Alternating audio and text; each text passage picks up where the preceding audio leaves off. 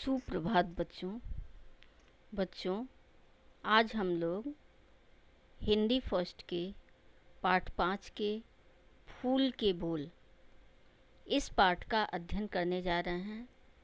बच्चों, इस पाठ में लेखक ने एक नन्हे से फूल के माध्यम से हमें यह बताने का प्रयास किया है कि जब हम किसी भी कार्य को करते हैं, जीवन में कोई भी कार्य अपनाते हैं, तो उसके पीछे हमारे कितने ही अपनों का परिश्रम और संघर्ष होता है और उस परिश्रम और संघर्ष को हमें कभी भी भूलने का प्रयास नहीं करना चाहिए, क्योंकि प्रत्येक वस्तु का, प्रत्येक व्यक्ति का जीवन में बहुत ही महत्व होता है।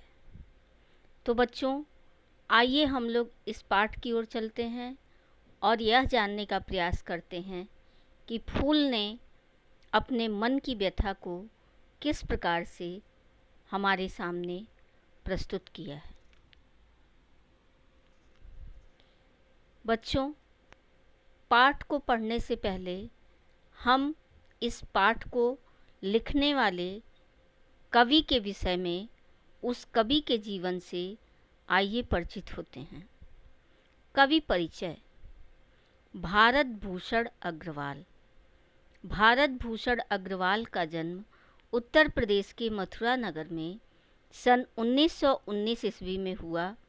इन्होंने आगरा विश्वविद्यालय से अंग्रेजी साहित्य में एमए की उपाधि प्राप्त की। इन्होंने आकाशवाणी में तथा अनेक साहित्यिक संस्थाओं में सेवा की। ये तारसप्तक के 7 कवियों में से एक कवि हैं। इनके प्रमुख कविता संग्रह हैं छवि के बंधन, जागते रहो, ओ अप्रस्तुत मन, अनुपस्थित लोग, मुक्ति मार्ग, एक उठा हुआ हाथ आदि। उतना वह सूरज है के लिए इन्हें साहित्य अकादमी पुरस्कार से सम्मानित किया गया। इनका निधन 23 जून 1975 ईस्वी को हुआ। तो बच्चों, यह जो आपका पाठ है फूल के बोल, इस पाठ को लिखने वाले कवि हैं भारत भूषण अग्रवाल। तो बच्चों, आइए हम लोग देखते हैं पाठ 5 फूल के बोल। किसी की सफलता या उपलब्धि केवल उसकी ही कमाई नहीं होती, उसके पीछे उसके कितने ही अपनों का परिश्रम और संघर्ष जुड़ा होता है। यदि इस सच्चाई को हम सब जान लें तो वे भी बहुत कुछ कर सकते हैं। प्रस्तुत कविता में कवि ने इसी बात को बसंत और फूल के माध्यम से बड़े सुंदर रूप से अभिव्यक्त किया है। तो आइए हम लोग पाठ की ओर चलते हैं। हंसते खिलखिलाते रंग बिरंगे फूल क्यारी में देखकर जी तृप्त हो गया। हंसते खिलखिलाते रंग बिरंगे फूल क्यारी में देखकर जी तृप्त हो गया। नथुनों से प्राणों तक खिंच गई गंध की लकीर सी। आँखों में हो गई रंगों की बरसात, अनायास कह उठा वाह। बच्चों, यह जो पाठ है इसमें लेखक और फूल के वार्तालाप के विषय में दिखाया गया है। लेखक कहता है, हंसते खिलखिलाते रंग बिरंगे फूल क्यारी में देखकर जी तृप्त हो गया। बच्चों, जैसा कि आप जानते हैं कि जब बसंत ऋतु का मौसम आता है तो चारों ओर हमें हरियाली और खिले हुए फूल दिखाई देते हैं और फूलों की खुशबू से हमारा मन सुगंधित हो उठता है। तो उसी प्रकार से लेखक ने एक फूल और ऋतु के माध्यम से यह दर्शाने का प्रयास किया है कि बसंत, इसमें लेखक ने वसंत ऋतु का बखान किया है। लेकिन आइए देखते हैं जब लेखक कहता है कि हंसते खिलखिलाते रंग बिरंगे फूल क्यारी में देखकर जी तृप्त हो गया। जब लेखक ने देखा कि चारों ओर हरियाली छाई हुई है और सुगंधित फूल चारों ओर खिल उठे हैं, तो उन्हें देखकर उनका जो मन था वो प्रसन्न हो उठा। नथुनों से प्राणों तक खिंच गई गंध की लकीर सी। उनके सुगंधित फूलों की महक उनके नाक से होती हुई उनके तन मन में पूरी तरह से रच बस गई और आँखों में हो गई रंगों की बरसात। चारों ओर तरह तरह के फूलों को देखकर जिस प्रकार से वर्षा ऋतु में वर्षा का आगमन होता है, उसी प्रकार से रंग बिरंगे तरह तरह के फूलों को देखकर लेखक को ऐसा प्रतीत हुआ कि रंग बिरंगे फूलों की बारिश हो रही है और उनका मन बिना कुछ कहे ही कह उठा, वाह, धन्य है वसंत ऋतु, लौटने को पैर ज्यों बढ़ाए। लेखक कहता है, लेखक ये सारी चीज़ें बस फूल और क्यारी के फूलों को और हरियाली को देखकर उसे यही आभास होता है कि यह जो हरियाली है, यह जो फूलों की सुंदरता है, वह किसके कारण है? बसंत ऋतु के कारण है। तो लेखक के मन से अनायास ही निकल जाता है, धन्य है वसंत ऋतु, लौटने को पैर ज्यों बढ़ाए। तो क्यारी के कोने में दुबका एक नन्हा फूल अचानक बोल पड़ा, सुनो, एक छोटा सा सत्य तुम्हें सौंपता हूँ। धन्य है बसंत ऋतु, ठीक है, पर उसकी धन्यता उसकी कमाई नहीं, वह हमने रची है, हमने। तो लेखक जब बसंत ऋतु का बखान करता है, धन्य है बसंत ऋतु, और यह कहकर वह जैसे ही लौटने को होता है, लौटने को पैर ज्यों बढ़ाए, तो क्यारी के कोने में दुबका एक नन्हा फूल अचानक बोल पड़ा। वह जैसे ही वापस लौटने को हुआ, उसी समय क्यारी के कोने में दुबके हुए एक छोटे से नन्हे फूल की आवाज़ आई, सुनो। वह लेखक को बोलता है, सुनो, एक छोटा सा सत्य तुम्हें सौंपता हूँ।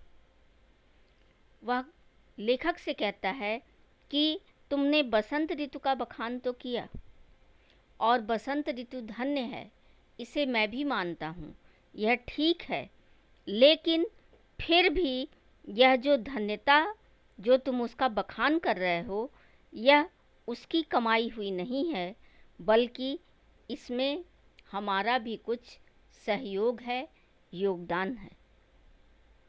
ऐसा कहकर वह क्या कहता है कि यानी मैंने, मुझ जैसे मेरे अनगिनत साथियों ने, जिन्होंने इस क्यारी में अपने अपने ठाव पर धूप और बरसात, जाड़ा और पाला झेल सूरज को तपा है, सूरज को तपा है पूरी आयु एक पाँव पर। तुमने ऋतु को बखाना, पर क्या कभी पल भर भी तुम उस लौ को देख पाए? फिर वह कहता है कि यह जो बसंत ऋतु की धन्यता का तुम बखान कर रहे हो, यह उसका मानते हैं कि बसंत ऋतु धन्य है, लेकिन फिर भी उसमें हम लोगों का भी कुछ योगदान है, जिसे तुम भूल रहे हो। मैं इस सत्य को तुम्हें बतलाना चाहता हूँ। और कहता है कि यानी मैंने, मुझ जैसे मेरे अनगिनत साथियों ने, कहता है कि मैं और मेरे जैसे जो मेरे और अन्य साथी हैं, जिन्होंने इस क्यारी में अपने अपने ठाव पर, ठाव मतलब एक व्यवस्थित स्थान, जगह, तो कहता है कि मेरे जैसे अनगिनत साथियों ने, जिन्होंने इस क्यारी में केवल एक स्थान पर रहकर, एक ही स्थान पर रहकर धूप और बरसात, चाहे तपती हुई धूप हो या बारिश का मौसम हो, जाड़ा और पाला झेल, चाहे बहुत ही भीषण ठंड पड़ रही हो और या पाला जो कि ठंड की वजह से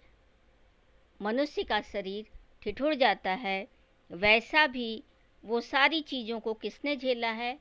मैं और मेरे जैसे बहुत से साथियों ने। जाड़ा और पाला झेल, सूरज को तपा है पूरी आयु एक पाँव पर। सूरज की जो भीषण गर्मी है, उस गर्मी को किसने सहा है? मैं और मेरे साथियों ने। और एक पाँव पर खड़े होकर, एक पैर पर खड़े होकर तुमने ऋतु को बखाना। फिर कहता है कि तुमने बसंत ऋतु का बखान किया, पर क्या कभी पल भर भी तुम उस लौ को भी देख सके?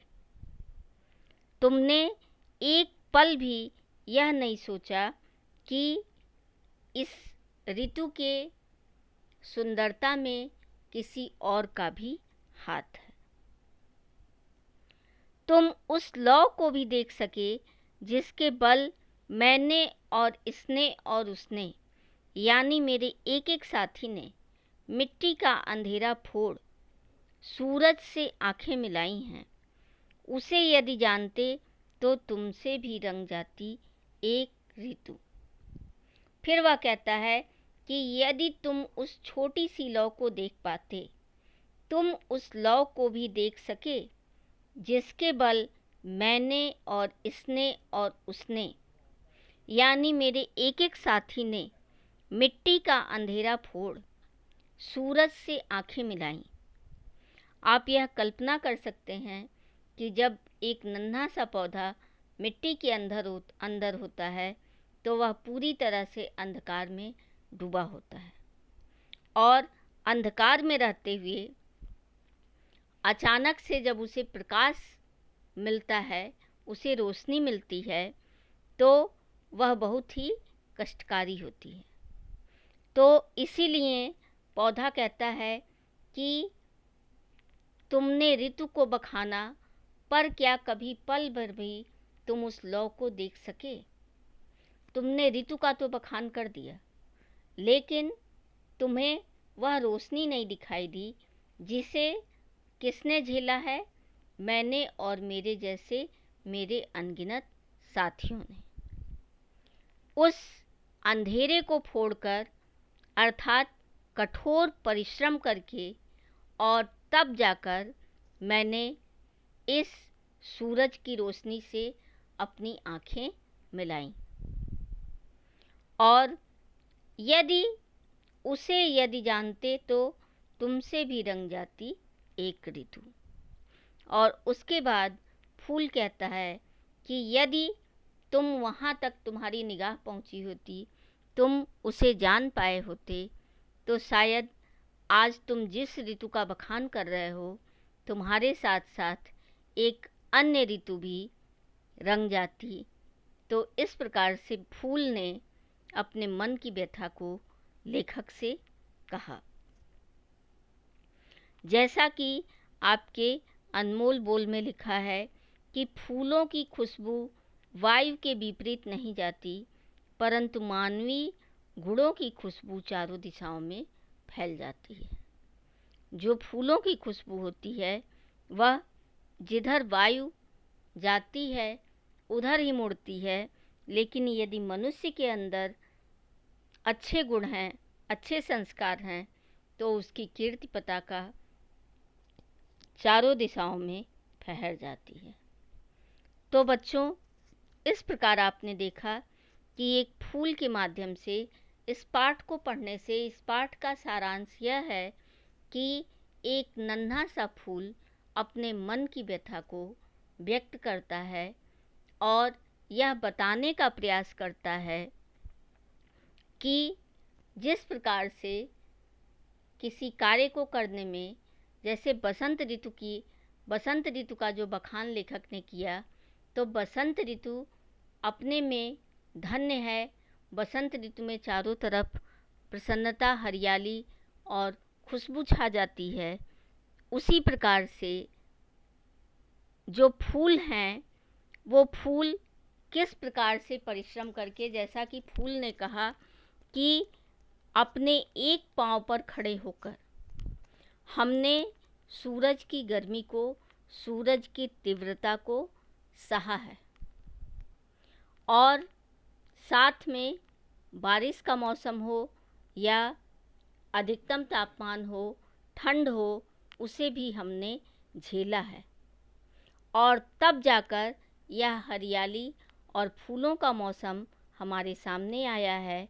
लेकिन उसे कष्ट यह है कि लेखक ने बसंत ऋतु का तो बखान किया, लेकिन उसमें सहयोग करने वाले छोटे छोटे लोगों को भूल गए। तो इस पाठ के माध्यम से हमें यह शिक्षा मिलती है कि हमें किसी भी कार्य में योगदान देने वाले छोटे से छोटे व्यक्तियों और वस्तुओं का बखान करना नहीं भूलना चाहिए, और हमें इस बात का ध्यान रखना चाहिए कि जब भी हम कोई कार्य करते हैं तो उसमें हमारे साथ साथ कुछ अन्य हमारे सहयोगी लोगों का भी योगदान होता है। तो इस प्रकार फूल के माध्यम से लेखक ने बड़े ही सुंदर ढंग से हमारे समक्ष यह प्रस्तुत कर दिया है कि एक नन्हा सा फूल अपने जीवन के महत्व को बताता है और कहता है कि अगर यदि आपका यह सोच सकारात्मक हो जाए, आपकी यह सोच बदल जाए कि जो हरियाली और सुंदरता मुझे दिखाई दे रही है वह मात्र बसंत ऋतु का योगदान नहीं है, इसमें छोटे छोटे बहुत से लोगों का सहयोग है, तो एक अन्य ऋतु भी हमारे सामने प्रस्तुत हो जाएगी। आइए हम लोग शब्दकोश की ओर चलते हैं। तृप्त, संतुष्ट, जिसकी इच्छा पूरी हो गई हो, अनायास, बिना प्रयत्न के, अपने आप, दुबका, छुपा हुआ, धन्यता, सौभाग्यशाली होने का भाव, ठाव, स्थान या ठिकाना, तपा है, गर्मी को सहन किया है, बखाना, वर्णन किया या प्रशंसा की, मुहावरे और लोकोक्ति, आंखें मिलाना, बराबरी का मानकर नजरें मिलाना। तो बच्चों, इस प्रकार से भारत भूषण अग्रवाल जी ने फूल के बोल कविता के माध्यम से एक फूल के मन की व्यथा को हमारे समक्ष प्रस्तुत किया है, और मैं आशा करती हूँ कि आपको यह पाठ भली प्रकार से समझ में आया होगा। और इसी के साथ मैं अपनी वाणी को विराम देती हूँ। धन्यवाद।